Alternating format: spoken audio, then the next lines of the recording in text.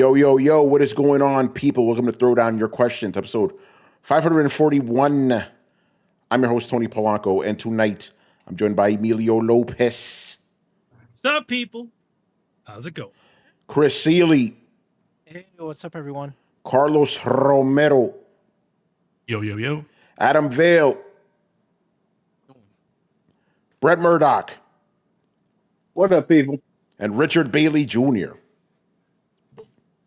What's up, everybody? All right, guys, you already know, back with another one. We don't know where Brian is. He may show up. He may not show up. So before we start, got a couple little corrections from the last show, because we were going why are people going crazy over Helldivers coming Xbox, because there were other Sony published games on Xbox. No, this is actually the first Sony published game or PlayStation published game. So here's the corrections. Death Stranding on Xbox was actually published by 505 Games on the platform. Okay. And MLB was actually published by MLB. And just so you guys know, this is not shit I looked up through AI. I went to Xbox.com, typed in the name of the games, and if you scroll down, because they tell you the publishers, developers, that tells you who published the game. So yes, Helldivers 2 is officially the first PlayStation published game on Xbox. And it won't be the last. Well, to add more stipulation to that, Yeah. Those games technically are published by Sony, but on the Sony versions of them. Yes, but on the Xbox versions, Yeah. That's why we were like, why didn't people go crazy over the Xbox version of these games? It's because they had that little out. Oh no, Sony didn't publish them. It's fine. That sounds like moving the goalpost. It is moving the goalpost. That's exactly how these motherfuckers are. That's exactly what it is, Manny. So stupid, man. Just like they're gonna do that same shit when Spider-Man comes out. They're gonna do the same thing. Oh, it's fine. It's Disney. It's not Sony.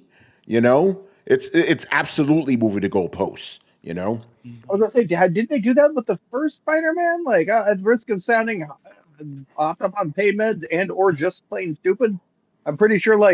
Hasn't God of War come out? What are you talking about? None of those games. None of those games have come out on Xbox. Yeah. Except for right now, the only Sony PlayStation published game that official PlayStation published game on Xbox is Helldivers. Helldivers. Yeah.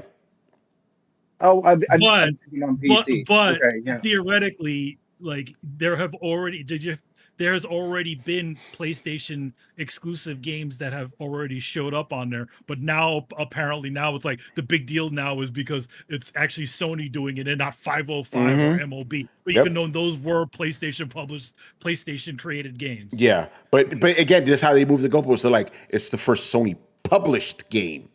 Yeah. Mm-hmm. I'm sorry.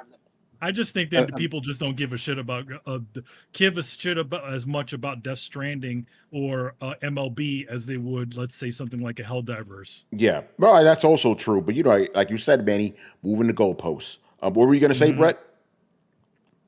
I was again thinking of PC because I was like, oh, these on PC. Yeah. No, they're on PC, but they're not on Xbox because that's the sticking point. Yeah. The PC, it's the Windows platform, so yeah, but people don't see it that way.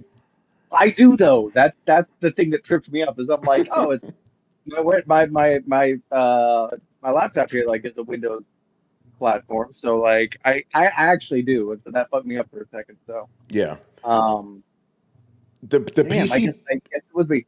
I mean, here's the thing. I think it matters more because people still care about Helldivers. I think Helldivers is one of those things that it's so relevant. They're Microsoft still new. Secretly jealous of. It's still relevant. It's still new. People are still on there having fun. They're like, man, I want to get in on that. You know how many fucking Halo players who have just been wildly disappointed by Halo are going to be chomping. You know how many fucking Spartans are going to run into this shit? That's a good point. Disgruntled Halo players, right? Dude. It's not a first person. It's a different type of gaming. Yeah, they don't like third person shit. At least that's what we've seen before. Oh man, this is why they never did it. Yeah. Anyway, let's get into some questions. Obviously, for obvious reasons, most of the questions we got tonight are about Xbox. So let's get into it, man. Mob hits. At this point, it seems that Xbox as a brand has gotten a free pass. I disagree with that. But with this recent shitstorm of incompetence and mismanagement, is it time for Microsoft, Xbox to start taking accountability? And when I say that, I mean for the majority of the industry to boycott the Xbox brand. Whoa, that's crazy. I'm going to assume by industry you mean the community should start boycotting Xbox. Here's the thing, Mobhits, what about the Xbox tax? You know that's a real thing, right? Like I don't think Xbox has gotten away with anything. Maybe in the media they have, but I don't think gamers have let them get away with anything, you know? So I think they have been taking accountability for their actions for the past 10 years. You know, go ahead, Brett. Yeah, they've been losing. Is he in the chat? Like, No, he's not, unfortunately. Man, That sounds like a troll question. I don't believe that. That doesn't make any sense. It's like, no, what are you talking about? There are some people that, you know, I'm going to say some PlayStation guys that think Xbox has gotten off scot-free because the media doesn't really go down hard on them like they would want. Who's the media? You know, like game sites and shit.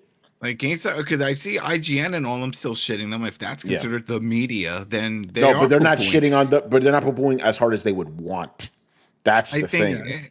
But that's up to their own perspective on what they think needs to be said. What do you want? Do you want heads to roll? We haven't gotten to get fired. Yeah, they've already done layoffs. That's what they want. We hire somebody else, but then there you go, and that does nothing because that doesn't solve the problem. Yeah, it's just we've seen. They're not trying to solve the problem. They want to see Xbox crucified at the stake. That's what they want. It doesn't help the gaming industry. They literally just did that. Yeah, no, it doesn't help. They literally just went through and fired like a third of the people who made decisions. Yeah. Like, right, the clearance was on the management level mostly. Like, it's unless those studios were all managers. Yeah, I mean, now Tony understands why I'm mad at this. Oh, because Brett keeps saying that. Well, because that a lot of people are going to say this. Yeah, most people that got fired, like they're cutting money to be more profitable. That's the whole thing. Yeah, pretty sure a lot of managers are getting cut, but but you're telling me a whole studio's filled with a bunch of managers, a whole studio that was making a game. I don't want to revisit this manager talk again, like we did on the Thursday show. Listen, there's proof that a lot of those people were regular people, you know, regular devs that were getting all knocked off. And that's the real thing. And it has come down to the fact that Microsoft wants to invest in AI. So what do you think they're doing? They're clearing the dance floor so they can spend more money. They could pay more money to fucking 3 Mile Island run their fucking AI shit. They're already okay. Good. Let me ask a hard question. Yeah. Like, which is it? Like, is Microsoft doing a good job or are they not doing a good job? Because if they're doing a bad job and they fire a bunch of people, like, why come to the defense of people who are doing, like, I understand a bunch of regular Joes got caught up in that. I don't think the regular Joes that did a good job at their job, right? Like, if Microsoft has been not doing their job and they're not taking accountability, what the fuck do you want them to do? Like, hire more people? Like, they're firing people. They're cutting people out. They're cutting their losses. If you have it delivered, boom, you're done. You're out the door. I don't understand how that's not taking accountability. It doesn't make sense. Yeah, like even if you get rid of Phil and all of them, somebody else will come and do the same shit. You know, and be like, you know what? We can trim the fat. I'm gonna make myself look good here. I'm gonna say, hey, I could save money. Get rid of that studio. Get rid of this one, and then what? Then you're gonna ask for that guy to go too. This is the corporate. This is how it works. It's in the middle. There are going to be some developers who are shitting their job and getting through. There are going to be some artists who are shitting their job and they're getting through. There's going to be redundancies in job postings and management. And yes, there are going to be things where they're like, hey, if we attach an AI companion to this, we can have, one person doing 3 jobs. Is that great? No. But is that the way that the future is going? Yeah. I mean, has animation not already been going that way? Have you guys not been using automation and Photoshop to like help with animation for 2 decades now? It's against the law. Not AI. Okay, tell me Flash. Let's talk Flash then. How much is Flash in modern animation? Flash is not AI. That's interpolation. It's reading one. He's not like talking a about AI. sentence. He's talking about using tools to help make things better, or easier. But we're going down a weird rabbit hole already. We're going. No, this is not even. Yeah, not even but Brett, to your point, I don't think anybody here is saying that all the developers that were cut were all competent people. I don't think we're saying that, but I understand where you're coming from, where it's like, oh, the developers got laid off. That's a bad thing. It's like, yeah, what if the developers sucked? So I do agree with you there, but I don't think anybody on this podcast shares that sentiment, if that's what you're referring to. No, it just seems to be like a lot of people seem to be like, it's bad that they laid off a bunch of people, but also they were doing a bad job. And I guess I have trouble realizing how people can have both of those ideas in their head. Like, yes, I understand the loss of jobs. It sucks to be one of those people that got laid off. Like, I understand from an empathy point of view. But if I'm looking from like a strategic point of view, like, okay, either they're doing a good job and should keep doing that, or they're doing a bad job and they need to fix the reason they're doing a bad job. And it has to be that some people in there are doing bad jobs. I don't think it's only just people doing bad jobs. I don't think Romero was doing a bad job. He was just developing a fucking game, and they shuttered his fucking studio. And it's not like he could. And it's not like Romero. It's not like Romero didn't have successful games that came out. In fact, he only just really got back into doing games again, where he released the 2 Sigil sequels, the 2 Sigil games, which were part of Doom. So, like, was he doing a bad job? He barely had a huge studio. What game was he working on? I don't know. I don't know the name. He was still developing a game. He hasn't released it yet. He's still in developing a game. I mean, I can't tell you. I don't know what he was working on. I don't know how long he was working on it. I don't know what he had to show for working on it. I don't know what his proposed budget was. Like, there's a ton of ifs in there, man. Well, and that's the point, Brett. Like, we can't make assumptions that people were good or bad at their jobs or were let off. We can't make assumptions that all of these cuts are going to be good for them.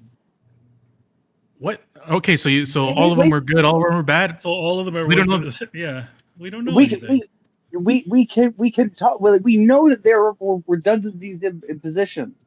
We know that they didn't need as many. Do we know that they got cut off, or were we just following the PR talk? What's that? Like, do we know for a fact that they were cut off? With all the available information that we have, including the PR talk and the things that have been backed up by industry leaks, that is the best inference that we can make with the information that we have. Yes. Do I have absolute concrete proof? No, but I have more proof to that than you do of the alternative. Wait, what? So we're just here assuming that we're going to take them at their word that they cut off all the bad jobs, and like they've done the past 3 years, cutting off thousands and thousands of bad jobs. What do you mean by bad jobs? Well, because they've been firing people left and right for years now. Ever since it says the 23. Yeah, and this is the first time that I've said shit about it. You know why? Because they said they were reducing layers of management. That's exactly. Why. They virtue signal. You fell for it. That's okay. But the way we find out whether they did a good job or they cut up the right people or not is the proof is in the pudding, and we still have to wait for that shit to cook. We can't I'm not going to give them a pass, or I'm not going to praise them, or I'm going to say that they're as the proof. I'm not going to say that they're wrong. Well, we can be more decades failing after this. We don't know. Okay, so where's the fucking proof then? When they succeed finally, and then we're like, oh, now they did things right. Like, well, yeah, if they succeed, and then we're like, oh, I guess those cuts that they did a couple of years ago were justified. Yeah, so we can't say anything on this for 2 years? Well, we can't say anything definitively. Yeah. Duh, yeah, no shit. But what we do have now is what they said, backed up by what Tony's heard. Well, what we've heard. By the way, Blitz is saying, oh, so Tango Gameworks was shit? I'm not saying Tango Gameworks was shit. Yeah.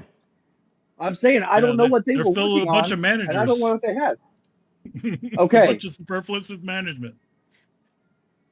No, they literally went to Tango GameWorks and said, "We love what you're doing. You're a great studio, and we want to keep making more games with you guys, and more games that are in time, your wasn't price it? range." And then they fired them.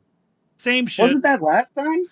That was last time, but there was also the same Okay, situation I'm fairly talking recently about this with time one of the specifically. current studios. He's talking about because this time they specifically Yeah. said Don't pull managers. that shit on me. Don't pull that what about it and what if shit on me. I'm talking about this time and this time specifically. I did It not is always endorse. the I did not same endorse thing. I did not. I It did is not always the endorse them same thing. letting Tango GameWorks go. I did not. Do not put those fucking words in my mouth. I never said that shit. And then What I did say, currently, when you look at all the numbers, which have all come out, a lot of that isn't really superficial management. It was actually quite like, how do you shutter the company that was essentially Forza Motorsport, who was making essentially a successful game? How do you shutter that company to half when they were doing what they were supposed to be doing? And by shuttering, we have to do an update on that. They no longer exist. Studio's been closed.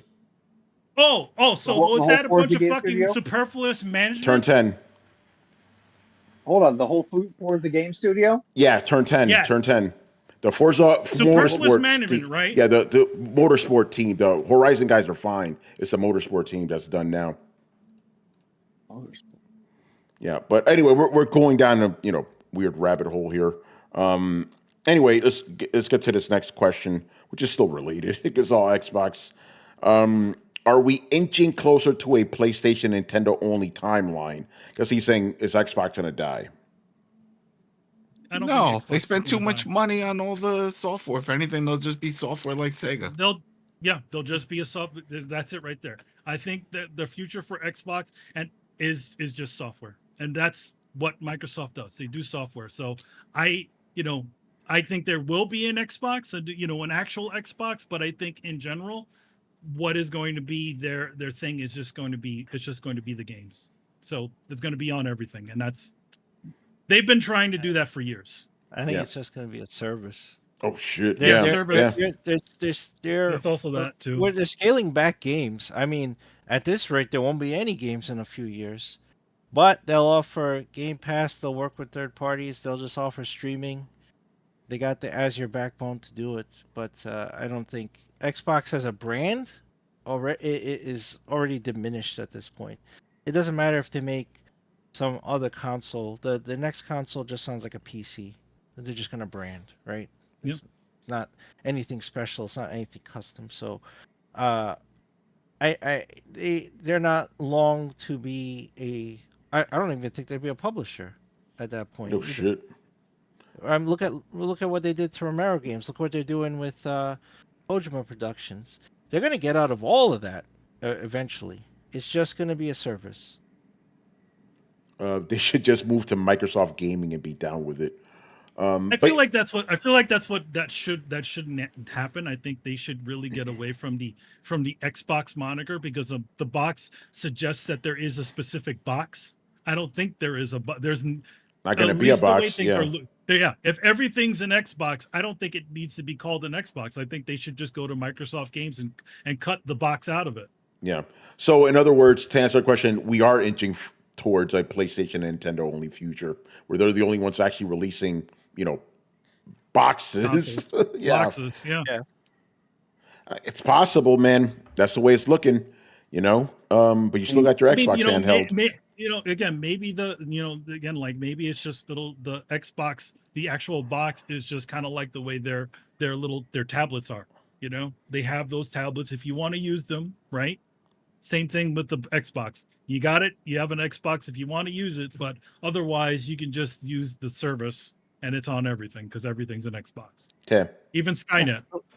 What's up? It'll be a Windows-based Xbox that lets you have access to Steam, but they get to charge you $10 a month for access to Steam, and they're going to make their money that way. Honestly, I don't think it's going to be a PlayStation PC. I think it's just going to be a PC thing, because PlayStation can't maintain its direction either. I mean, a whole 2 exclusives of the year is going to carry them for What? No, How they'll many go the route of the generations? PC. This is it. We're toward the end. We're toward the finish line for all these consoles. Yeah, that's where I'm I at. mean, here's the thing. I think the thing about it is the race to the finish of a general audience PC, if that's the future. Because I do still feel that in general, no matter how easy PCs are to deal with these days, I still don't think that they're general market friendly. Yeah.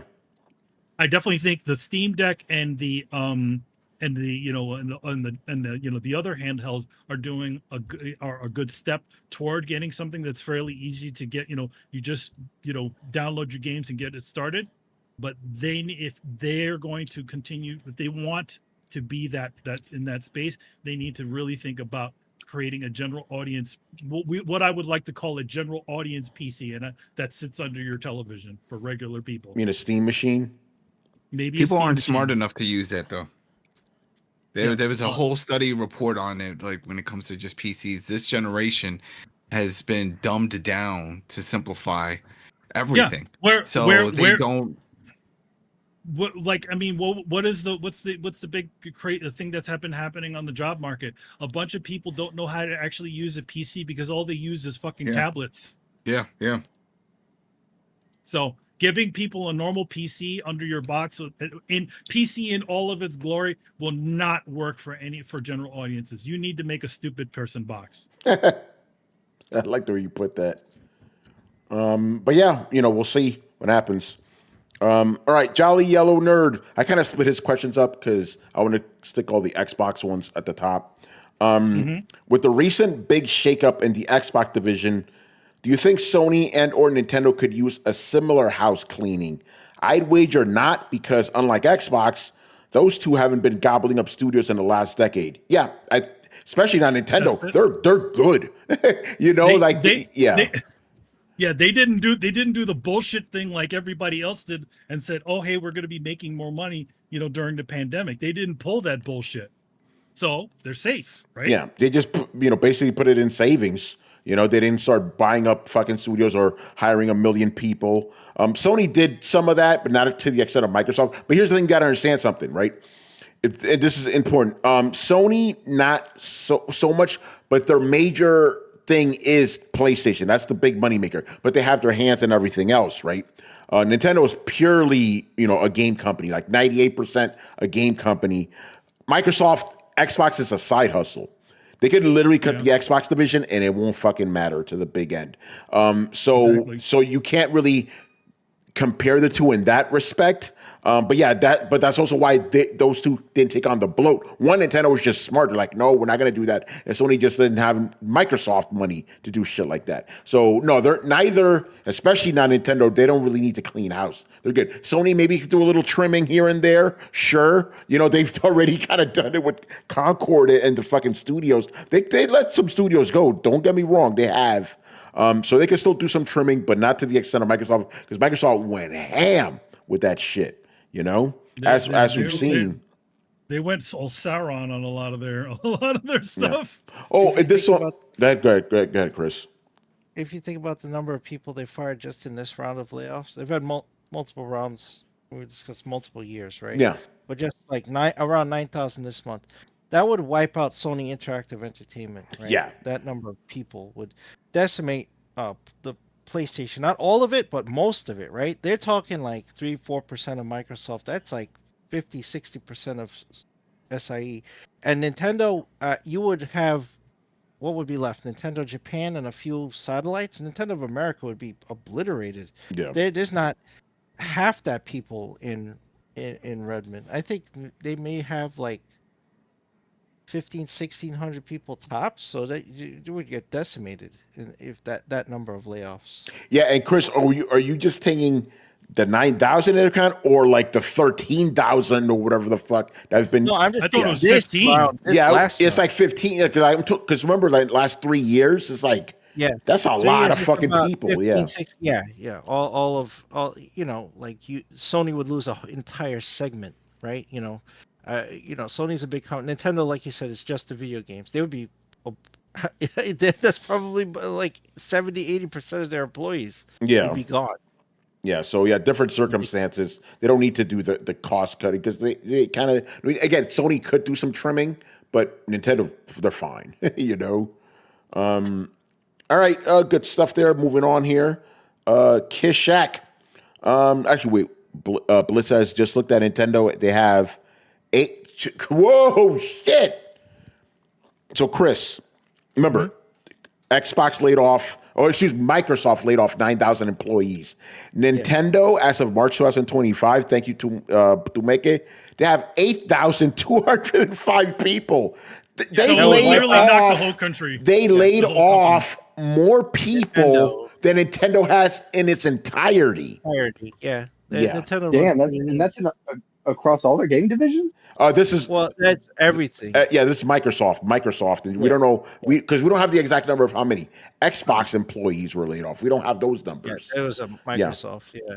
But think about it: the amount of people that Microsoft laid off is more than Nintendo's entire global staff.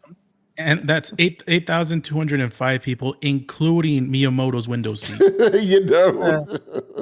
And people don't realize this. There's a lot of employees in Japan and America, right? Mm-hmm. But the satellite offices, some of them, there are very few people. Canada, I think, only has 40, 50 people. They run pretty lean. Some of the satellite areas, right? So there's not overall, like across the planet, right? A little over 8,000 people. It's that's nuts. That's nothing to Microsoft. That would destroy Nintendo.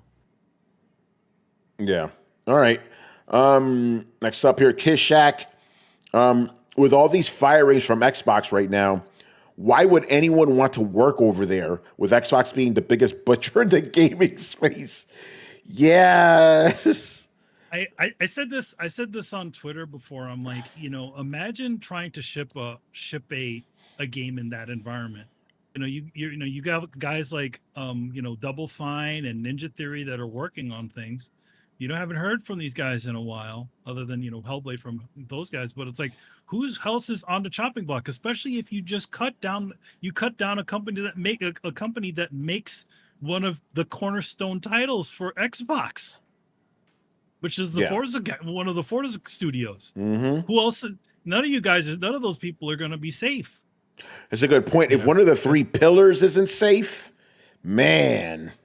And I mean, 343 got Halo Studios now. Where they, after that rename they just did, they got a pretty significant cut too. So it's like, okay, so who's safe there?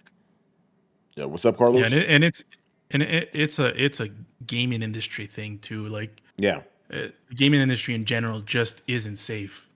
For folks to be working on for a long period of time, unfortunately. So, yeah, I would just say, like, just be careful, like, when you get to the gaming industry, because, jobs over there are pretty fluid. Yeah, I mean, especially after the pandemic and everybody was doing all those hires and all that sort of stuff, and people were investing all over the place, and it's a tough one out there, especially now, because everybody's all the studios, at least from what I know from people I know that work in the industry, a lot of the big guys are all pulling their belts fucking tight. So we'll see. How many of those people do you think actually went to work at Microsoft versus were absorbed by Microsoft? That were employed by Microsoft? Oh, absorbed, he said. Ooh. Like, I'm not sure that when you say, like, why would you even go to work for Microsoft? I'm not sure a lot of them did go to work for Microsoft. They were. Yeah, you're right. One day they're doing their thing, and next like, hey, we just got by Microsoft. Oh, I guess I'm a Microsoft employee now. Yeah, I mean, that's you didn't work, you didn't go in. Like, if you're going in specifically, right, you would probably be working for, let's say, Mojang, or you'd be working for 343, or you were working for one of the other in-house studios, not really directly for Microsoft. But yeah, especially with the way they buy things, it's just like, no, you're Microsoft now. You could. Shit. One small caveat, one small side note. Yeah, notice that Microsoft making their own studios, they're a bunch of fuck ups. Such as? Well, the Halo studio hasn't been able to make a decent game. You know, Yeah. Gears of War company, I don't know what the fuck those guys are doing. They literally have to go buy some other company in order to make a decent game these days. All these titles that you just see right now, those are all games that were already in development by Bethesda and other studios. Yeah, no, you're right. Well, the only Microsoft game that you could really say that really came out in the last few years is the last Halo game and the two Forza games that came in between, and that's it. Everything else was inherited from somebody else. Even Hellblade. I'm not sure that 343 could make it a Halo game at this point. I don't think they can make it. Yeah, I don't think so either. Anymore, I don't think they could ever make a good Halo game. Yeah, no, I agree with that. J Shep says you're probably safer working for Nintendo. Chris, isn't it hard to get a job at Nintendo? Yeah, they're very selective. It's harder to get a job there, whereas Microsoft does these mass callings, but they also did mass hiring. Look at COVID; they were just hiring people and acquiring shit. So, it's not like you hear stories. They're not like Google or Apple, like where they have like day-long interview cycles and whatnot. But with Nintendo, it's like they're very selective. You can see the headcount is small. They run lean, so they try to acquire key talent. Whereas Microsoft will just try to either do like mass hirings or go out to schools. Nintendo's not doing things like going out to a university, right? And seeing the graduating class in like computer engineering, computer science. Like they're not doing stuff like that. Microsoft will do that though. Try to recruit talent. Yeah. All right. We actually ran through half the questions. So if you guys in the chat want to ask us any more gaming questions, feel free to. Oh, by the way, apparently we talked about this in the Twitter chat. John Romero, he met with some Xbox executives about the game. Everything was hunky-dory. Then the next day, the news came out. Gone. That's some crazy shit, man. I mean, that's what I've heard of when it came to some of their studio, they're letting go of funding, or the studio. Sounds like it's not their call either. Then literally the studio is doing exactly what they're supposed to be doing. They're hitting all their milestones. Management is telling them, "Hey, listen, you're doing a great job. Keep going. You get for the next thing," and then all of a sudden, chopped. Fuck. Because that tells me that it's just a number, guys. That's it. It doesn't matter. It's like it's a hierarchy. So you report to a team leader, and that guy's like, "Yeah, everything is going great." He reports to someone else, who then brings it up to another tier and says, "All right, this is what they're worth. Okay, how much? Well, it's making this. What's the expected amount that we can make from that? Well, maybe about to cut them. But they're almost. I don't give a shit. We're looking at the numbers. It's the number board." So it's not that someone's blowing smoke up their ass telling them, "Yeah, you're doing a great job," and like, "Damn, we gotta cut them tomorrow." It's someone above that guy. Yeah, and that happens. That's happened. I'm pretty sure at where Adam works, where I work, where all of us work. Like that happens everywhere. All like the time. I see it all the time. You're given a budget. You're given the numbers, and if you don't meet those numbers, you have to cut. Yeah, it's fucking insane, man. Brutal. Yeah. Jay Sibos, I understand if you own an Xbox in the ecosystem, but I don't know how anyone can root for Microsoft. Well, you should be rooting for any of these companies anyway. Like it's not like you should be rooting for the developers. You shouldn't be rooting for fucking for a conglomerate like fucking Microsoft. you should just purchase what you want to purchase and don't feel like you're investing in a team. Like, that's the thing I never understood. When people see technology as teams, you see with Apple, right? All people, I have to stay in the Apple ecosystem. I have to. Apple's the best. No, don't do that. Don't do that. Because you don't need to buy every damn thing that they produce. Yeah. You pick what you want. Oh, I want this. Okay, that's it. It's like going to a grocery store. Coca-Cola makes all kinds of shit, but you don't have to buy all of it.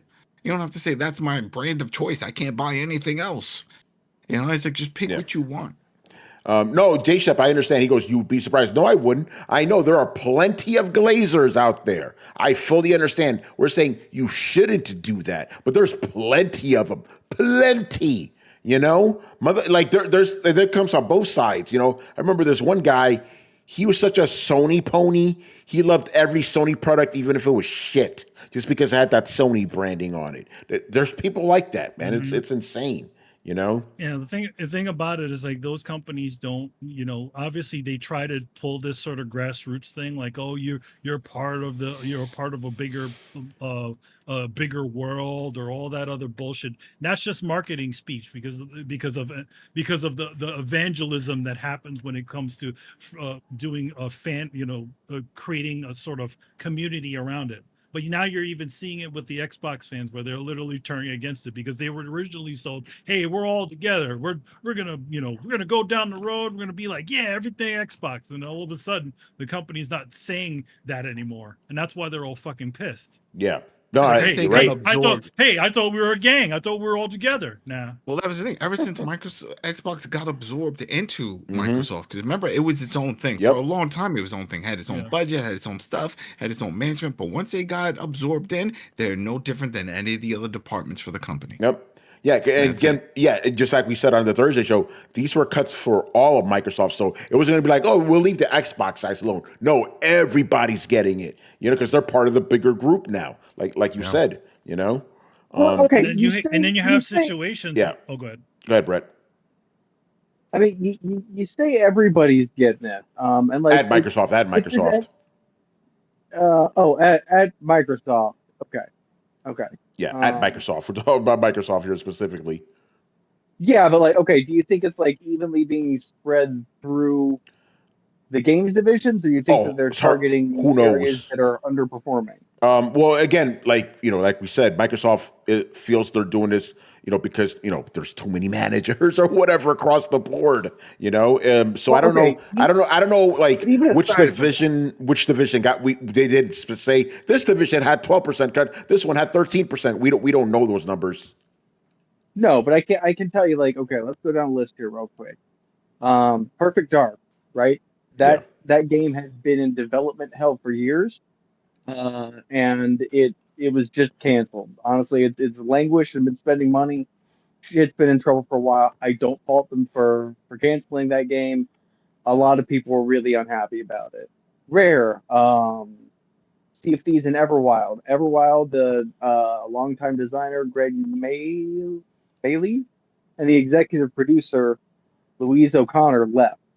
And at that point, they had a whole studio and a game, and they're like, we don't know what to do with this. And they seemed like they closed it down. Forza, I have no idea why that team got laid off. Honestly, that's the one that I'm like, that seems weird, but okay. I can't also tell you the sales numbers of the Forza game. ZeniMax, they do ESO. They were doing an extraction shooter. First of all, nobody wants another goddamn extraction shooter. We're fucking sick of these things. And number two, it has been pulling your attention away from the Elder Scrolls Online so much that your population has dropped by more than 50% in the last year or so. So you are hemorrhaging money from your most profitable division. And I would say get your guys back in one team and do one fucking thing right instead of trying to do two bullshit things. I'm one of those people. Elder Scrolls is fun. It has been not as fun as they want it to be because it is clear their attention has been on other shit. And I find out that that's just an extraction shooter. Yeah, don't do it. Don't do it. We don't want that. Nobody wants that. Halo Studios. I really need to go into that? Raven Software, Syndicate and Call of Duty. I don't know. High Moon, Call of Duty, Sledgehammer, Call of Duty. I can tell you, a lot of Call of Duty players seem to have been pretty upset lately, so I don't know how things are going over there.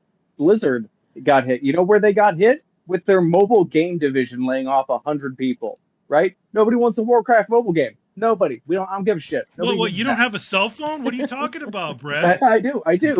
Also, Candy Crush laid off 10% of its staff, which is 200 people.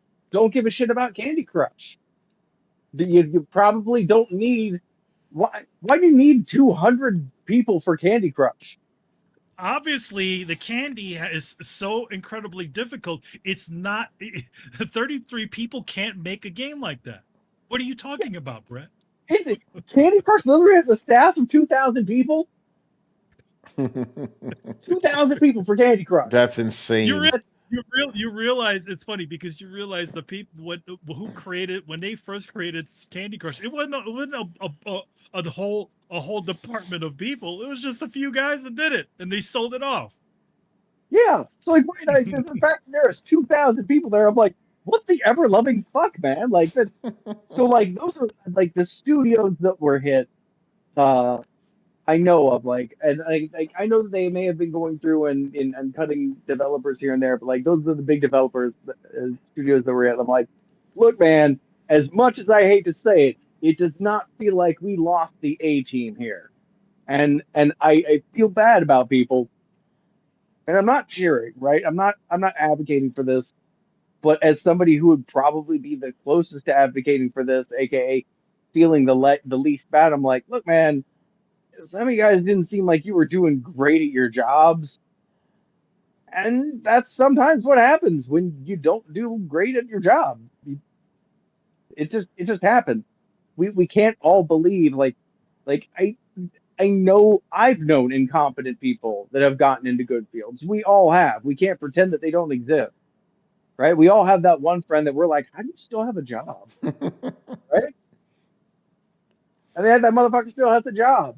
In a right and just world, they'd track him down and fire his ass. Right? Like it's and I think, maybe some of that's where it's coming from, but like as far as these companies that have been drastically hit, other than their Forza team, I can at least see partially why, and I don't mean to seem heartless here.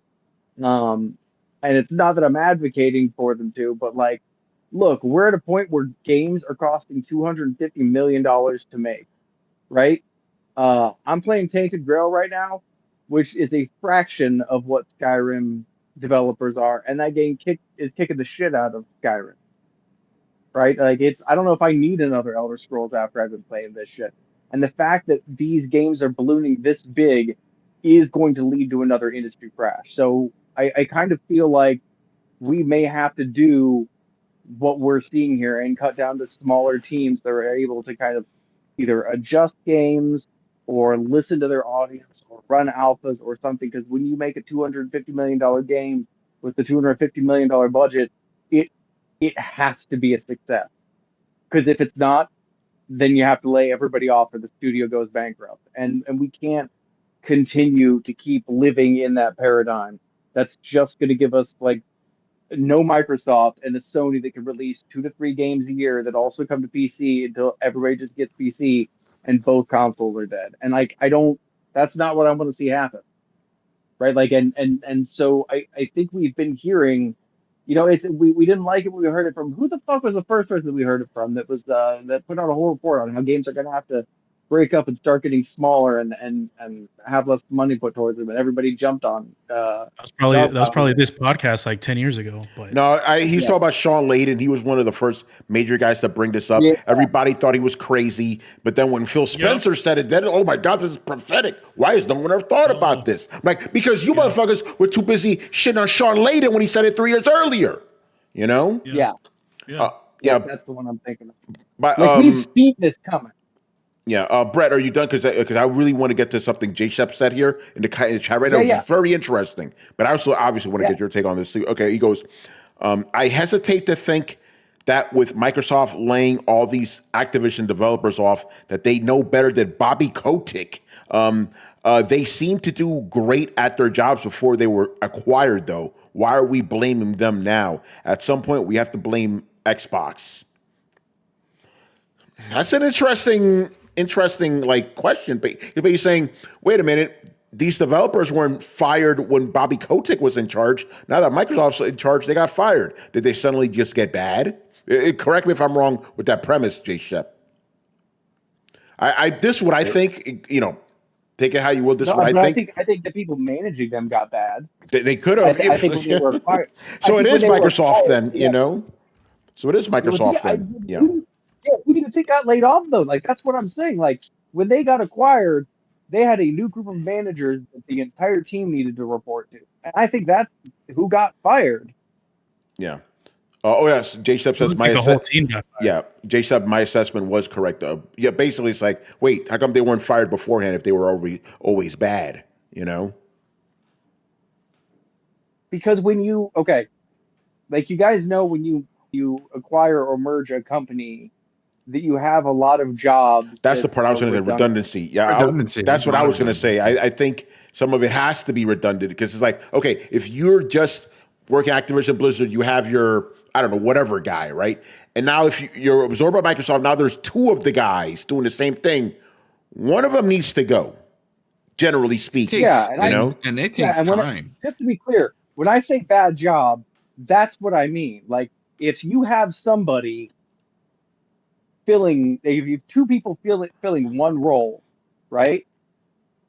The person that both of those people report to is doing a bad job Yeah. because they're just running with do you not know how many people are in your department? Do you not know what they're doing?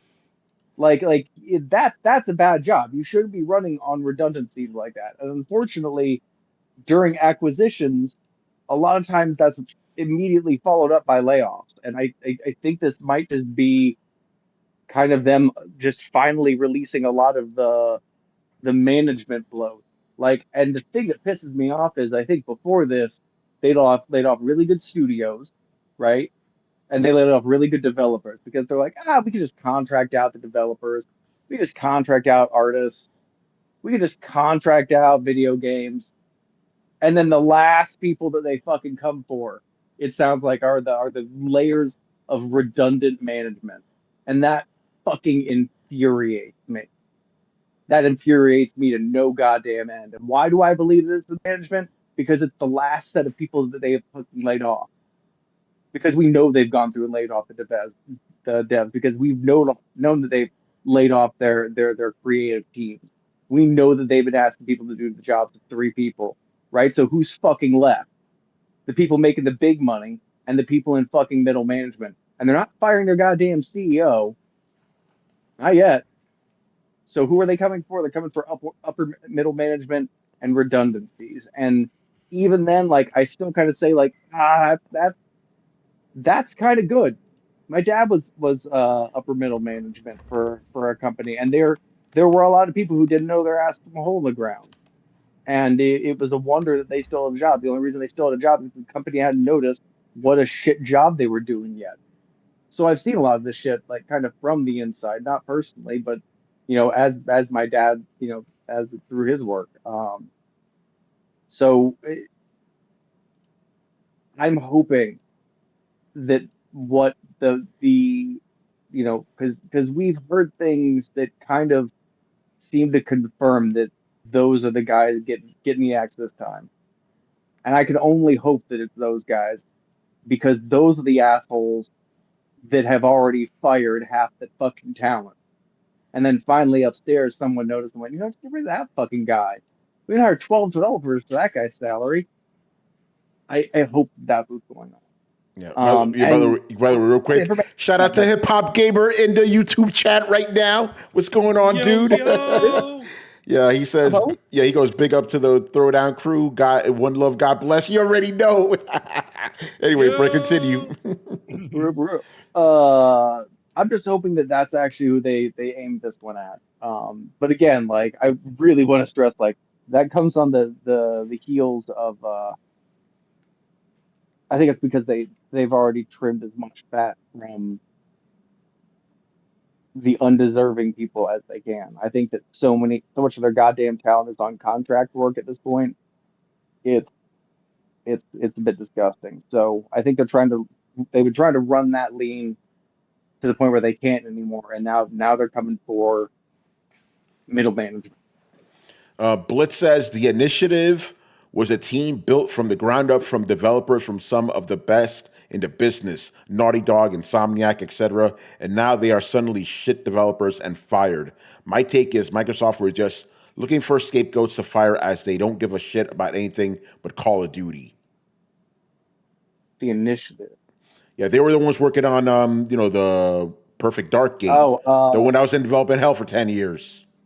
I think that's the reason right there why they're no longer around. You've been working on this fucking game for 10 years and nothing to produce. Yeah, nothing to produce, and everything they came to produce. Years. It looked bad. Well, it looked bad for years. People kept complaining about how terrible it looked for years, and for a decade they hadn't finished anything. Like like how long does somebody have to do their job poorly before they like do get fired? Like a typical development cycle is 5 years, and I realize a lot of things have gotten tossed around, but like that game looked terrible. Yeah. So again, just because you come from like a high prestigious studio doesn't mean you're talented. you know. Wasn't I mean, the initiative wasn't the only one working on that. In fact, didn't they get well, no, it was Crystal Dynamics that was assisting them on that game, wasn't it? I'm not sure. It was something. Yeah. It was something that was going on between there, where somebody was taking over some part of it. It was either Crystal Dynamics or somebody else was on that game. Yeah. I don't know. Yeah, Could be so, just. so hold on. I actually want to respond to this. So like when you say like, oh, suddenly all these high profile gamers or all these high profile developers suddenly got bad at making a game, my response is apparently. Like I'm not the one deciding that, but you saw 10 Perfect Dark, years. right? Like It's 10 you years. tell, That's all. you You don't tell even have to say me. anything. 10 years. You tell me why all these star developers are making this pile of dog shit. I mean, there's a 10 lot. There's years. a lot of things. There's a lot of things on that. I mean, it could have just been a stop and a start. Somebody at top said, "Hey, this is not what we're looking for," and they redo everything. There's a lot more. There's a lot more to than just doing. A lot of times, when you're working in the game industry, you're answering somebody else's requests. So, Oh yeah, and then yeah. you get punished for you get punished for their bad decisions. So Yeah, who knows? see, Obviously, we know. yeah. Obviously, it seems like Microsoft in general can't even really ship a decent title Yeah, when it yeah. comes You to what their you own understand when I say IP. that they're doing a bad job. Like Mhm. what I mean is somebody in there is doing a bad job. And I don't even mean it's some really talented legacy developers, right? Like I mean it's probably the people organizing those people. Like this is usually if you have really talented people not producing well, it's because of mismanagement. And I think that's why I might sound so heartless on that. Is No, because I agree with Brett. Like it's definitely management, but let's look at upper management. How about Phil Spencer and Sarah Bond and Aaron Greenberg and Mr. Booty? Because I feel like I think those people are too public. If you hang those people, shareholders are going to freak out. Even though they should take responsibility, Yeah, they're the ones in absolutely. But it's charge. yeah, I everybody unfortunately, fails. you're right. They're too big, so they got to find easier scapegoats that won't be as I public. remember when that whole thing was at Redfall, when that whole thing fell apart, Phil took the blame because he was like, I was listening to people. I should have really saw with my own eyes what was going on, and I was just listening to the reports. Hey, it's moving along, everything is great, okay, and that's what he was regurgitating on all his interviews. It's gonna be great, it's gonna be fun, and then when it came out, it wasn't, and he took the blame for not being more hands on with that because said that the was the same thing. thing And about Remember, he made the everyone. rounds. He made the rounds. that's actually a problem too, because the publicly traded institution has a financial obligation towards maximizing the profit of their shareholders. BlackRock's actually suing United Healthcare for providing too much care to their patients after the CEO shooting. So shit's fucked up, but like they're legally obligated to do whatever bullshit they need to do to protect the profits of their shareholders. And a lot of times that just means fucking doing evil dastardly shit and lying to their consumers. Like it's weird that that's the legal precedent, but it honestly is, which is why you never trust any of these people. So Yeah. like yeah, like even when I say like, it sounds like mostly managers, the only thing I have to back that up is what they say, and it seems to be corroborated from the things that have the rumblings that I've heard, right? Like, so my best educated guess is that it does actually sound like management. Also, my idea that yeah, they're going to come from management last, which is fucking bullshit. But um, so I'm working off that notion, but I'm not 100% sold to that notion. And when I say that companies are doing poorly or doing bad, I mean I think they're being mismanaged. So I just really want to put a lot of what we're talking about here into context. I think there's a lot of redundancies that have been unfortunately the result of a lot of mergers. I think that there are companies that have been costing the company a lot of money and have not produced in 3, 5, 7 years.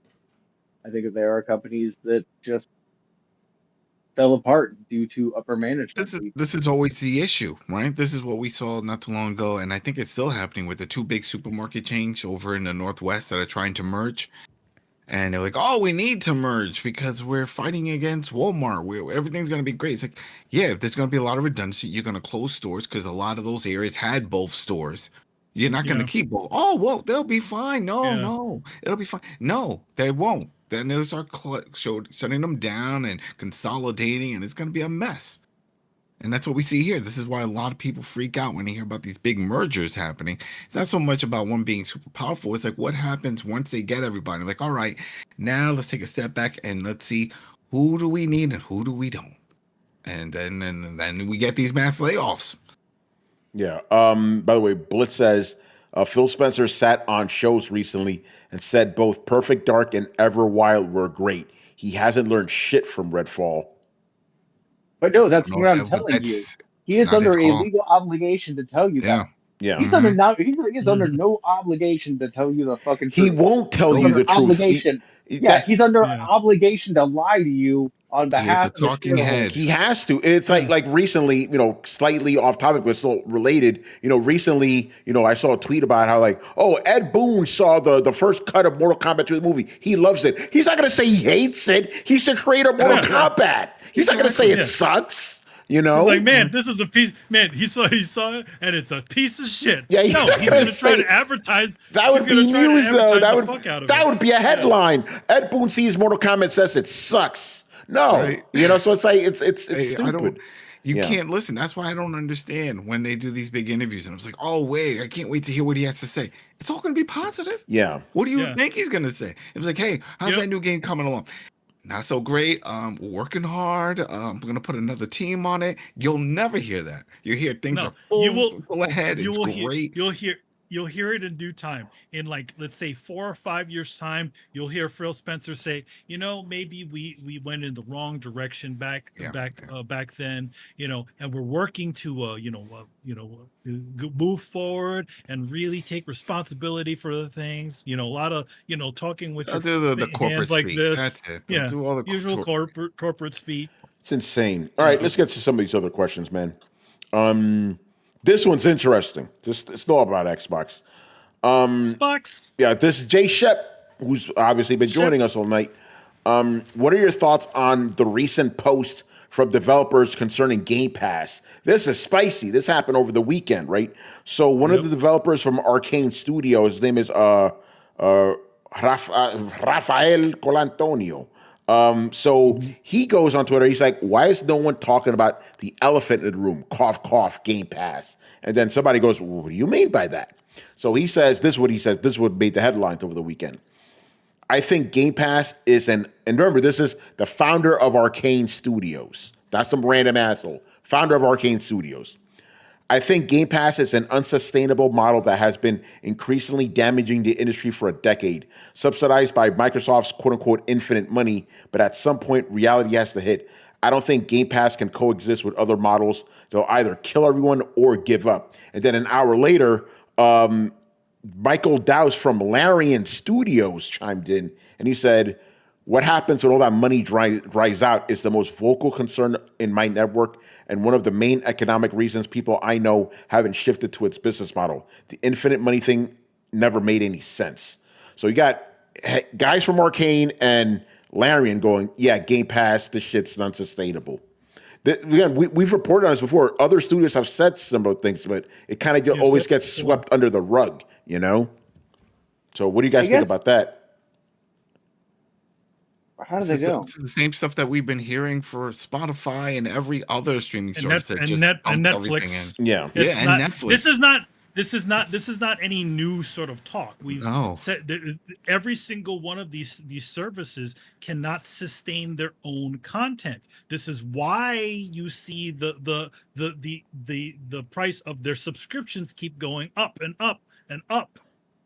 Because they can't sustain whatever they're putting on there unless they're putting out fucking indie games. Yeah, maybe you could sustain that with the subscription. But what usually happens is when game developers come out and say this stuff, then people who are not game developers say, "You don't know what you're talking about." The guy who works on these fucking games, who makes the money, doesn't know what he's talking about. Okay. This was said before. Hold on.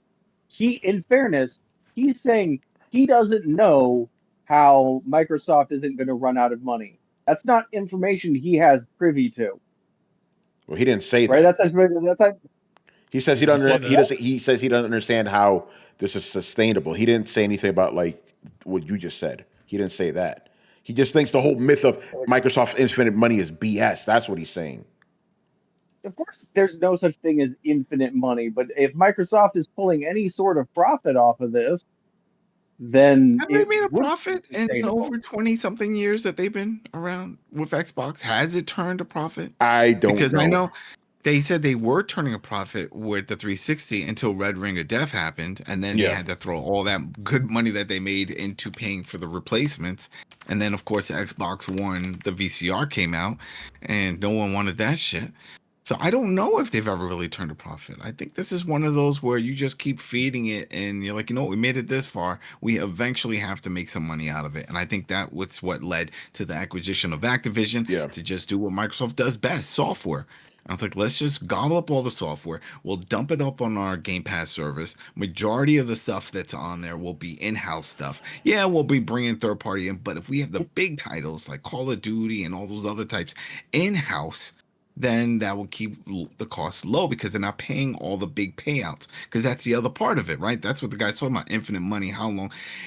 When these games go on to Game Pass, it's not like Microsoft says, hey, we're going to put your game on Game Pass and you're going to like it. No, they give them a big lump sum of money for X amount of time.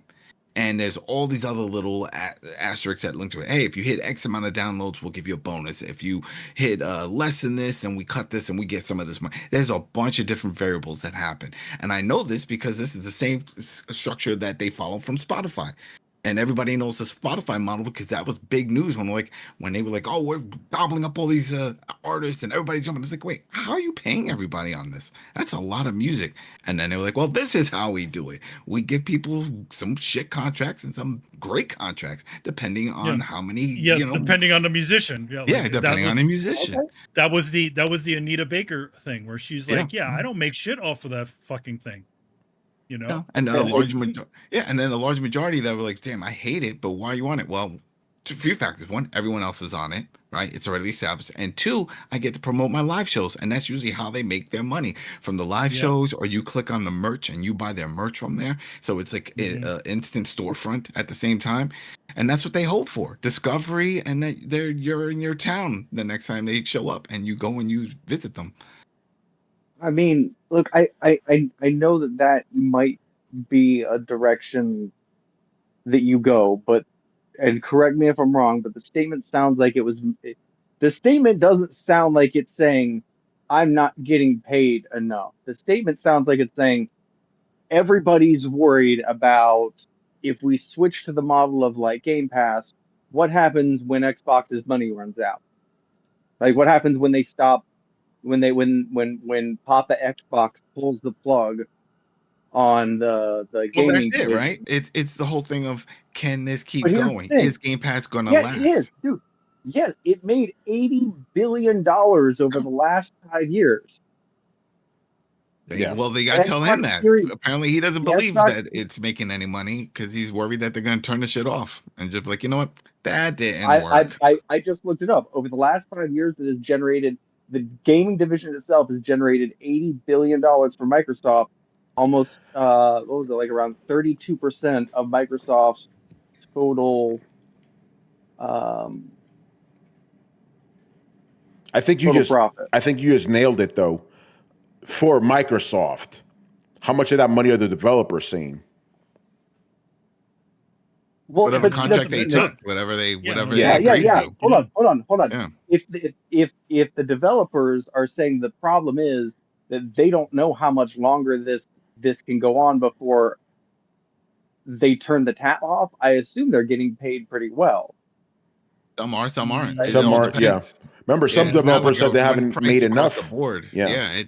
It's all Okay, there was but what was that's that? okay, but that's what I'm saying. That's not part of this Yeah, what conversation. Like, was that? It was what they were saying in this conversation was basically like, hey, I want if they keep paying me at this rate, soon they're gonna turn the tap off, right?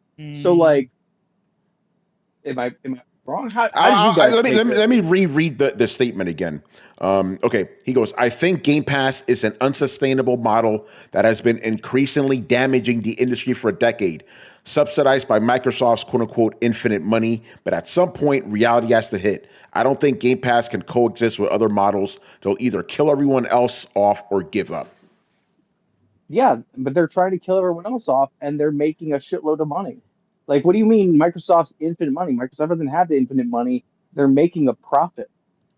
Well, to be fair, like that, this is only secluded to Game Pass conversation. Yeah. He's worried The about the profits service you mentioned, itself. Brett, are everything. Like that's Xbox Live that went to Game Pass. That's hardware sales. That's money sales. They I actually mean, sell game hardware sales. sales at a loss.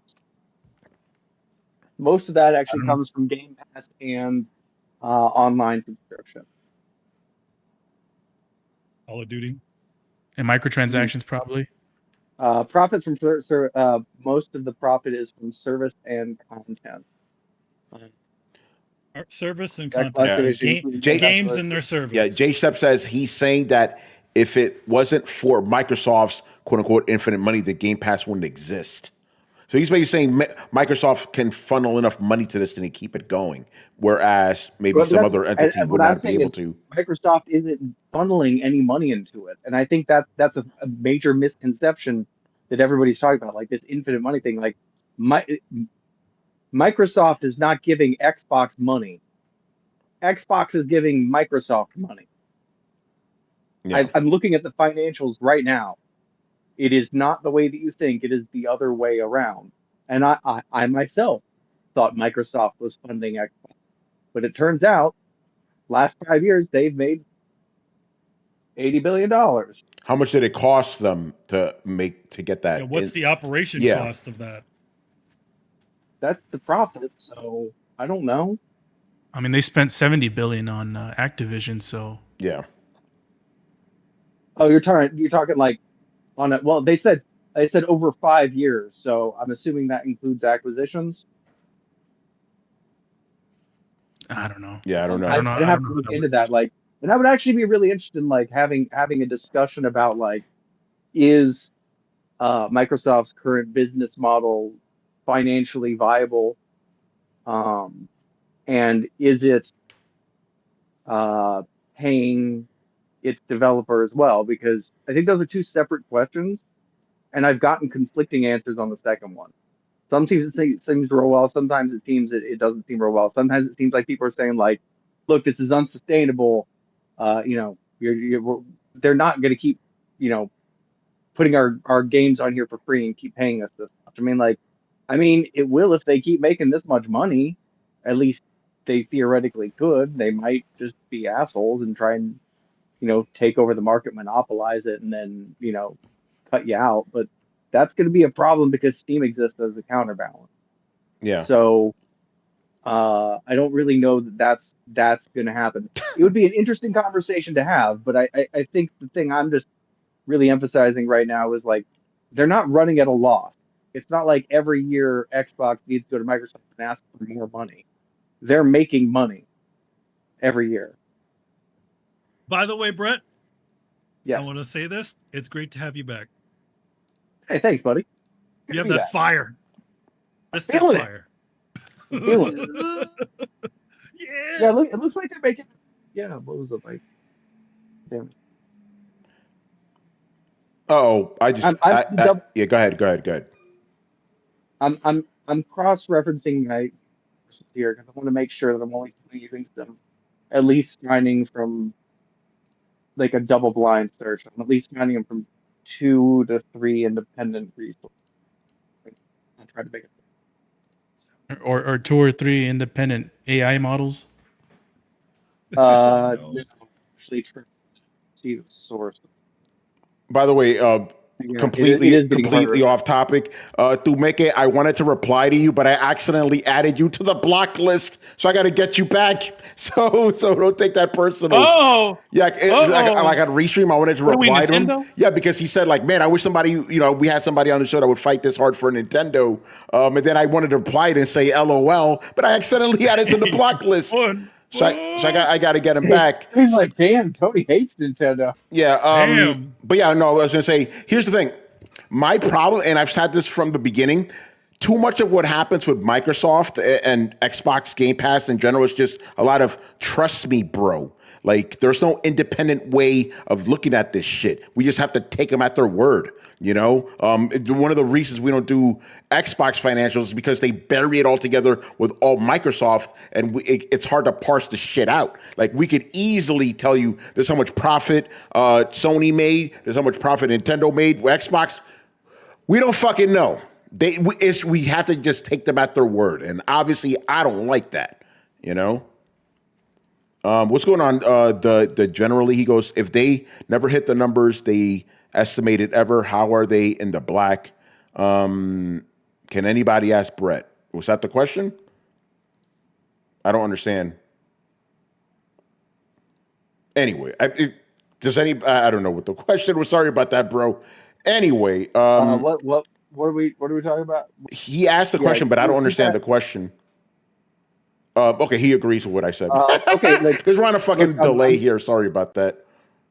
I'm looking at an Xbox gaming annual revenue, Xbox Series generation slide from their official financial report, and it says a cumulative total of $80.8 billion.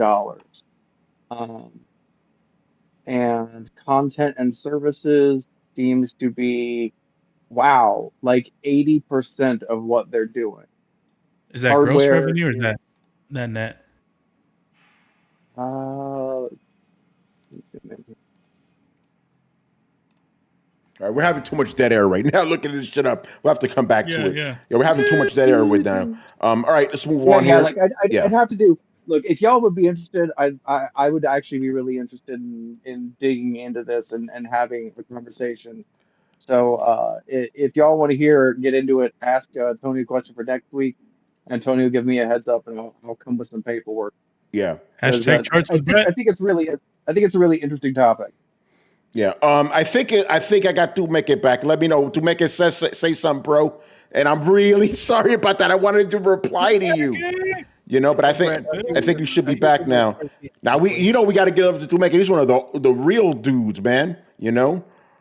Thanks, generally. Listen, we're just a bunch of gaming dudes just trying to parse this shit out, giving us our opinion. We might be wrong about some shit, but at least what we're telling you is real. We're not glazing for nobody. We're not being paid off and shit. Trust me, we make no money off this we only make enough money on this podcast to keep the lights on, and shit. That's it. And to give you something every so often. So, yeah, that is true. Yeah, we make enough to give you guys free shit every 5 years. Like we gave away a PS5, a Pro. Yeah, we got to make it back. Let's fucking go.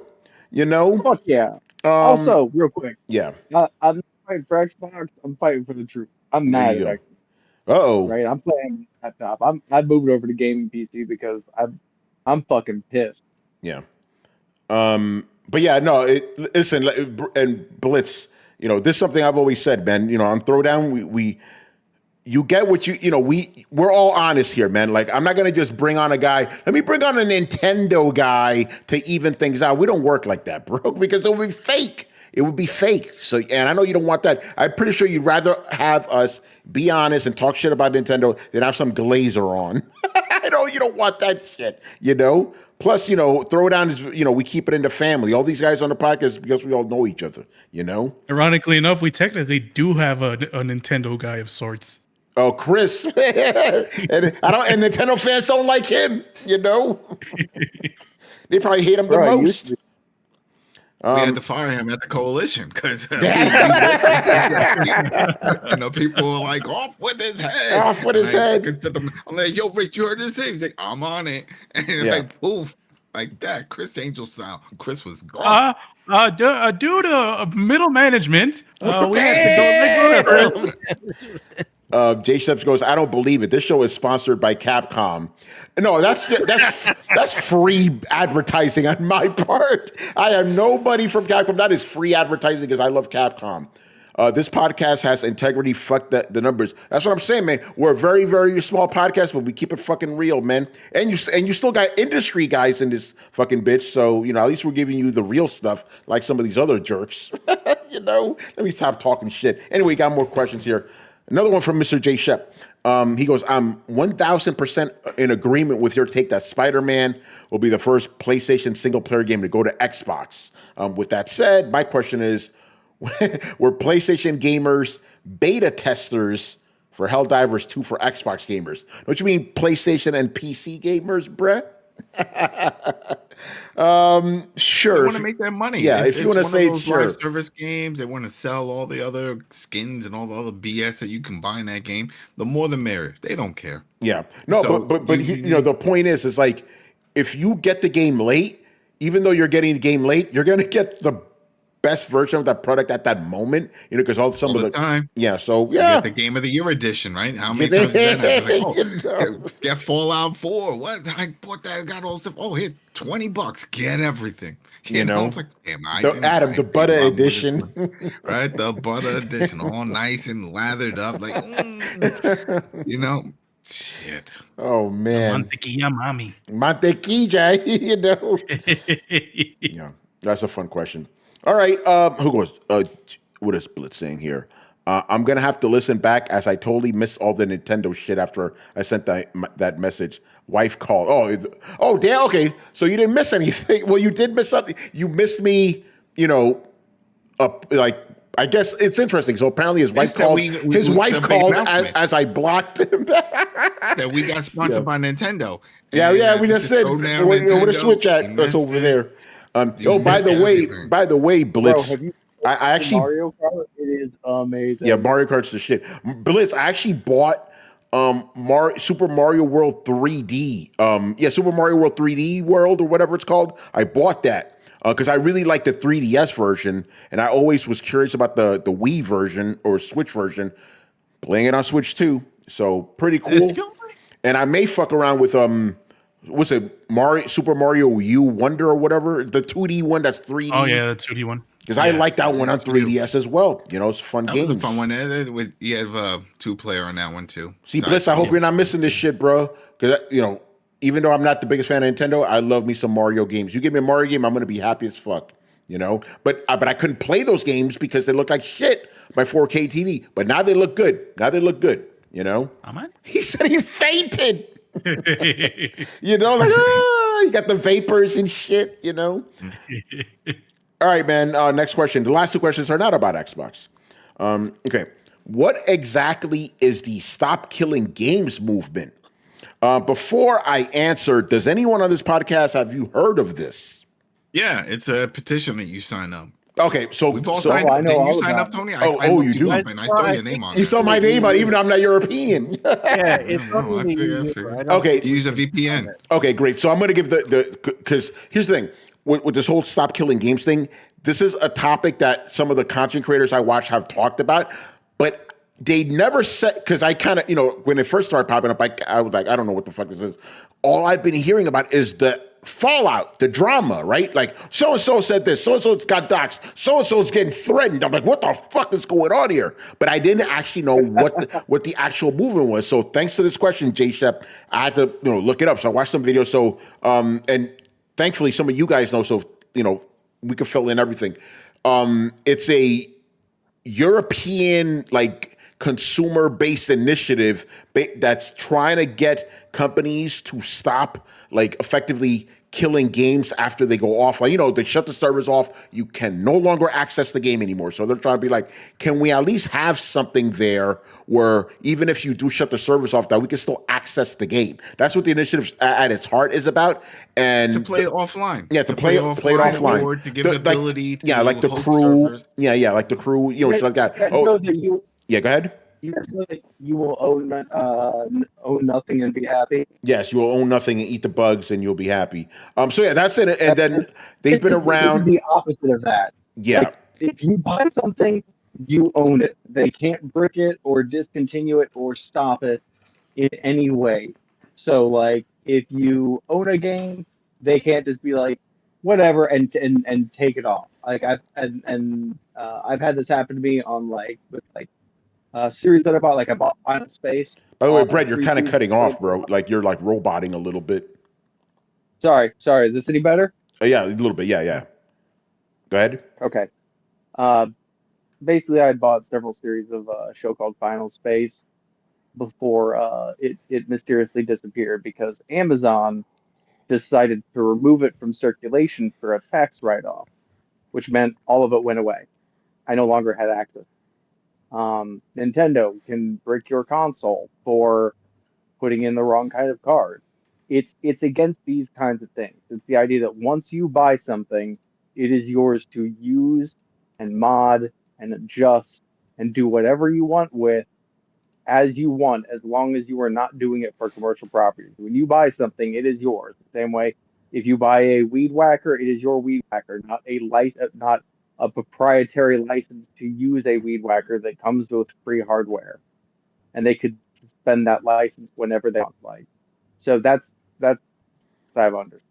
Yeah. So basically, this isn't just some like random petition. Like apparently, the way it works in Europe, this specific petition, if you could get up to 1 million signatures, the European governments have to look at it. Like they're not gonna. Doesn't mean they're gonna be like, oh, let's listen to them. Doesn't mean that. It means they'll at least have to look at it. So they want attention. Blitz goes, it's just because of Anthem. No, because apparently this thing's been going on for like almost a year now. The deadline was July or June 30th, something like July 1st, I believe it was the deadline to get 1 million signatures, right? And they actually hit that. They actually went a little bit above that. But there's been all kinds of controversy. We technically already answered the question. That was what Stop Killing Games. But I want to get into some of the controversy that's been going on because this is how it came to my attention. So there's this one YouTuber, I believe his name is Software Pirate or something like that. Pirate Software. He's a game developer, and he says the whole movement is bullshit. He was like, "This is stupid. Like you guys don't understand how the industry works." And ironically, that actually helped the industry, the movement get more things. He got a lot of heat for saying that he apparently got doxxed. They called up all his former places of employment and shit. Like he left the game studio that he currently works at because they were just getting so much harassment and shit. So it's been really, really nasty. And now it turns out that the million, not all the million, but because all of a sudden they had like 500, 600,000 signatures or whatever, and then and that took almost a year to get, right? Then suddenly in the last week, it's ballooned up to 1 million, right? They think there may be some botting going on, which is actually illegal in this case. This specific petition is from the European governments and stuff. And if you falsify shit, you're going to be in trouble. So they're looking into that. And then various other YouTubers have just been going at it. And like now you heard about it because of all the controversy, all the drama. This spreads and the link spreads, and then it gets out there and people sign up. So I could see it blowing up just naturally. Yeah. No, that's what I think may have happened as well. And then today, or at least over the weekend, there's actually a European gaming group that actually has people from big publishers, like Take-Two and EA and all these other entities.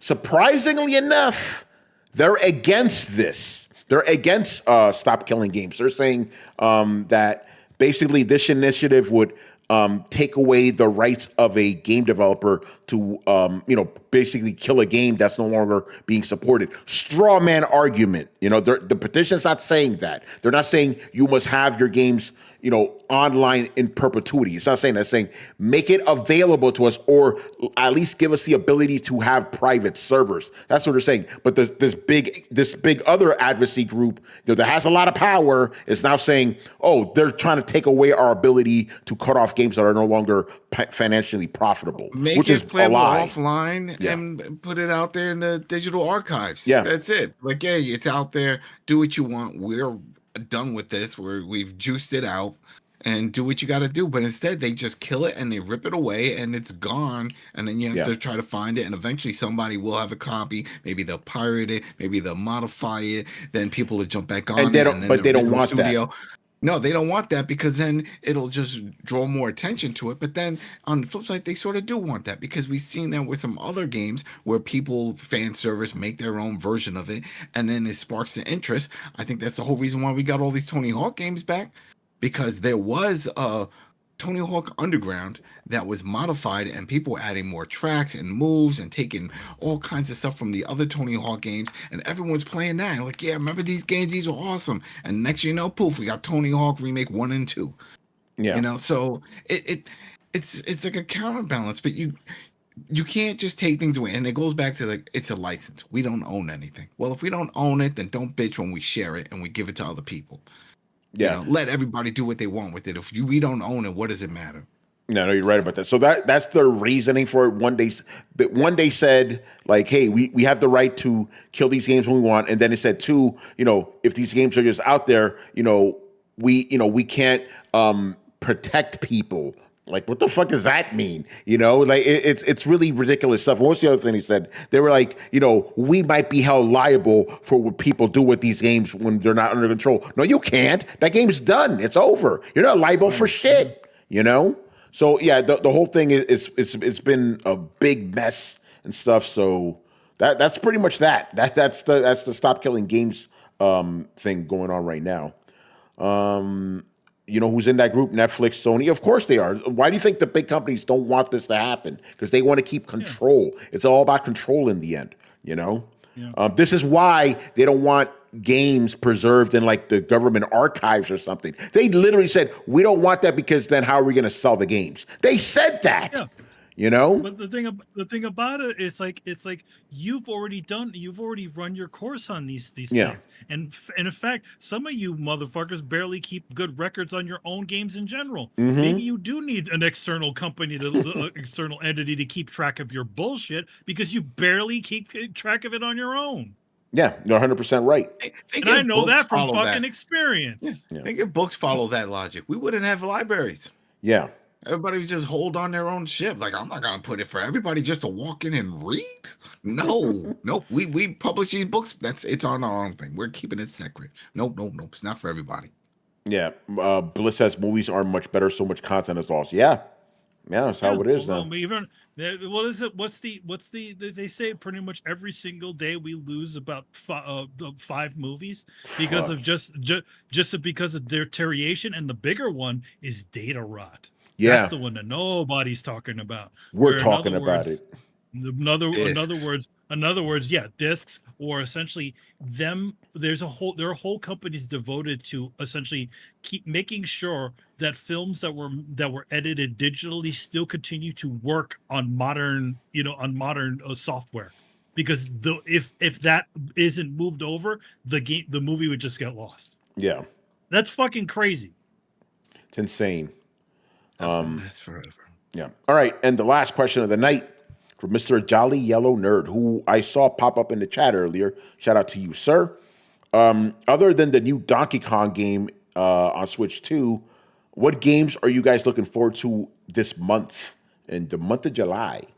So I pulled up a list here. I'll name some of the bigger ones. Mecha Break is coming. We see here. Let's go to Tony Hawk. Tony Hawk. Yeah, Tony Hawk's right there. I'm just going in whatever order this is. So Tony Hawk got another Destiny 2 expansion, because of course there's another Destiny 2 expansion. They need to make all that money. Yeah, especially since Marathon's is not coming out anytime soon. Look at that, Adam. RoboCop's getting an expansion. Rogue City. It's getting it's essentially the plot of Judge Dredd film. Oh, He goes okay. into a building. Nice, Yeah. nice. The people want that game is like dirt cheap, especially on PC right now, $5, and you can get the Alex Murphy edition. So it's all over the place if you want to pick that up, and you get a Steam code. So if you're, I think I want got it for just free. on They were Steam. giving it on PSN last month. So I picked There you it go. up. Or if you're on PlayStation, whatever, pick it up. It's Yeah, worth well, it's fun. Yeah, you I like can't that get it one. now, reviewed but that yeah, I one. got it last month. What else? Killing Floor 3. I thought that game was already out. Guess not. Gotta be a remaster or something. Yeah, Super Mario Jamboree. I know that's a Switch edition. Wu Chang. That's Richard's favorite game. Wu-Tang? Nice, Yeah, nice. yeah, not Wu There's Tang. Wu, Wu Chang. Man. Wu Wu-Tang Gang ain't Yeah, nothing Wu-Tang. to fuck with. The remaster of the Wu-Tang video game. Remember that fighting game? I remember that. Yeah. System Shock 2, 25th anniversary remaster, and Ninja Gaiden Ragebound. That's the 2D one, I believe. That should be good. Yeah. So yeah, no, I'm Dumek, I hope you're there because the game I actually am looking forward to the most in July is Donkey Kong. It's made by the same people who made Mario Odyssey. Let's fucking go. That's my favorite game on Switch. Fun. You know. It looks fun from the trailers. Absolutely gonna check out that Ninja Gaiden too, though. So yeah, Donkey Kong and Ninja Gaiden for me. What about you guys? Adam, I know fucking Tony Hawk for you. Tony Hawk and the Ninja Gaiden because it's a side scroll. If it's a regular one, I can't tell. Yeah, it's a side scrolling one. Yeah. For all those. So yeah, so I'll go with that. It reminds me of Mark of the Ninja. Remember that one? That was I a remember. modern version I of the old remember. one. I was like, oh, there's gonna be more of that. All right, let's go with that. Those are the two I'm looking forward to. Yeah. Anybody else? What games are you looking forward to in July? I would say I'm with you, Tony. Yeah, Donkey Kong and Ninja Gaiden. Ninja Gaiden, yep. What seem to be the Ninja big ones. Gaiden. Man, you gonna check out that Ninja Gaiden 2D? Yeah, I would see the Ninja Gaiden game. I was hoping for what was it, the Marvel beat 'em up game, but I don't know when that thing's coming out. Yeah, I'd like to see There's that. a the date yet Galaxy for that. one. Yeah, whatever it's That's called. gonna be fun. Oh, yeah, I know. Yeah. What's up, Yeah. Rich? We should all play that. Oh yeah, let me answer this question. Sorry, I had some issues It's all editing good. something. Yeah. Ninja Gaiden Ragebound, number one. I actually have something I'm dropping tomorrow related to that, so I'll talk about that later. Ooh. Yeah, Ninja Gaiden Ragebound, and of course, like Tony said, Wu Chang, Fallen Feathers. There you go. Wu Chang ain't nothing to fuck with. Wu Chang Yeah. Clan ain't nothing to fuck with. Yeah. Chris, anything you're looking forward to? Ninja Gaiden, I already know, right? Oh, Ninja Gaiden, and yeah, I'm gonna get that RoboCop expansion. Nice. Said he was pretty good. Yeah. Brett, you looking forward to anything in July? Some of the games I listed. I'm with you, buddy. All right, Ninja Gaiden. There you go. Ninja Gaiden, man, you can't go wrong with that. Ninja Gaiden, Wu-Tang. I'm slightly interested in Grounded 2. It's one of those Grounded one. I don't see it on here on the list. It's For July isn't it- games. It's July. it- Yeah, July games. Yeah, it goes into early access July 29th. Yeah, it's Oh, a okay. there's a preview. Okay. Oh, there it is. Yeah, you're right. You're right. Yeah, there you go. You right. Okay, so because the game tends to have such a long development cycle, it's so kind of in line with its community. I'm not really sure. Like, it will probably have all of the functions of the game, just none of the story. And like when I first played Grounded, that was how I played. I played kind of through it as a survival sandbox game, and then I came back later and did the whole story thing once they had added a bunch of stuff. Party. I'm gonna wait and hear how developed it is because this is their second game, so I'm wondering if it's gonna come out in a little bit more finished state, or if it's gonna be a little bit more raw, and I should wait a while. I'm curious about that one. Yeah. All right, man. That's gonna do it. Another good show. Shout out to everybody in the chat tonight. Kept it lively. You know, we like that. All right, man. Let's plug some stuff. Adam, what's going on with the TV terminal? We're going through with Murderbot. We're heading into the last week for that. This is a last episode. That's an Apple TV show. That's a great one we've been covering. Revival is picking up. That we're just finished episode 4. That's out there, which is funny because that's the one with CM Punk. He makes his on-screen debut. I made a little YouTube short on that and got some interesting comments because a lot of people freaking out because they're like, "How are you seeing this early? Where is this?" I'm like, they're looking at Peacock and there's a delay of 1 week. So the show airs on Sci-Fi, and then the next week that episode airs on Peacock. So the episode and stuff that I've been talking about is all you had to have Sci-Fi Channel to see it. It's not on Peacock right now. So a lot of people were upset by that. They were like, "I see it on Peacock. How come I don't get these episodes?"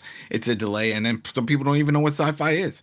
Because if you're a younger person, you're like, "Sci-Fi? What's that?" It was a cable channel. It still is a cable channel, and you need to have cable package, or let's say the Hulu TV, YouTube TV. You need some kind of package. Sling, they'll give you the Sci-Fi, but it's not like you can just get a standalone version like Peacock or something. But anyway, that's out there. We're covering that, and we're getting ready for Dexter. That's coming this week. Dexter Resurrection. So, yeah, if you're interested in that, then definitely check out the TV terminal. There we go. YouTube Good stuff. Right. Rich, what's coming up on the coalition this week? Oh yeah, so first and foremost, shout out to Mr. Gary Swaby and Mr. Anthony Frazier. We did have a discussion about the Xbox layoffs. That currently is on the website and on the YouTube channel. I actually have been experimenting with creating more video content, and I actually have 2 videos dropping this week, starting tomorrow and Wednesday. One of those videos is related to something I said about Ninja Gaiden. So look for that. The video dropping on Wednesday is related to Gears E-Day, the game that we did not see at Summer Game at the Xbox Showcase. So again, those will be on the Coalition Gaming YouTube channel as well as the website. So definitely check out the videos. Let me know your thoughts. I'm looking for some comments, some feedback. So yeah, but stay tuned. That and there will be a whole bunch of other preview stuff coming to the website as well this week. So stay tuned. Nice. And Manny, what you got? Oh, like I said, as this is the home stretch before MGS Con coming in August. I'm going to be prepping for that show. Going to be posting up some fun new artwork. Going to be have at the show. MGS. For those of you who don't know, MGS Con is a Metal Gear Solid themed convention that is happening in August in California.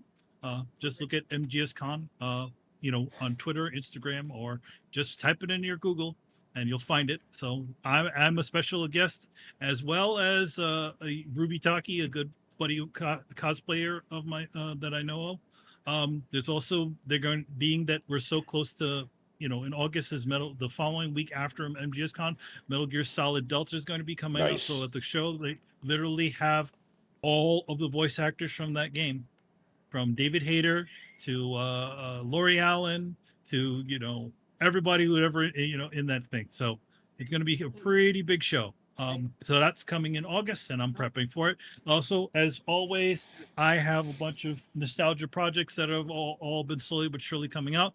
One to be talking about that's going to be coming out for really soon is going to be the Power Rangers Prime cover that I drew. So keep an eye out for that one, as well as obviously there's a bunch of other covers that me and Kari had done for nostalgic things that are all coming up real soon too. So yeah, that's what's going on. In the streets. All right. In the streets. Good stuff. All right, man, we're out of here. So make sure you follow Throwdown on Twitch and Twitter. Subscribe on YouTube. Join the Discord. And check us out on your favorite podcast app. Links to everything down below. Once again, our show is Tony Polanco. And tonight I was joined by Emilio Lopez. See you next time. Chris Seeley. Okay, everyone. Carlos Romero. My Discord Nitro subscription got canceled and expired, so no more soundboards for the foreseeable future. But you never know when it'll come back. All right, Adam Vale. But that was, I thought you could just do your own little soundboard thing. Gotta have something. There you go. You see, it's there. I think that was Chris. That was Chris. Oh, Chris has one. See, now everybody has it. There you go. Occasionally, Chris does the sound effects on the lows, and people think it's me. Chris has got some of them too. Chris is a bit nitro. All right, Brett Murdoch. Glad to know I don't have to press F and chat for sound effect. There you go. People. And of course, Richard Bailey Jr. Have a good week, everybody. All right, guys, you already know we will be back on Thursday. Later. Peace. Laters.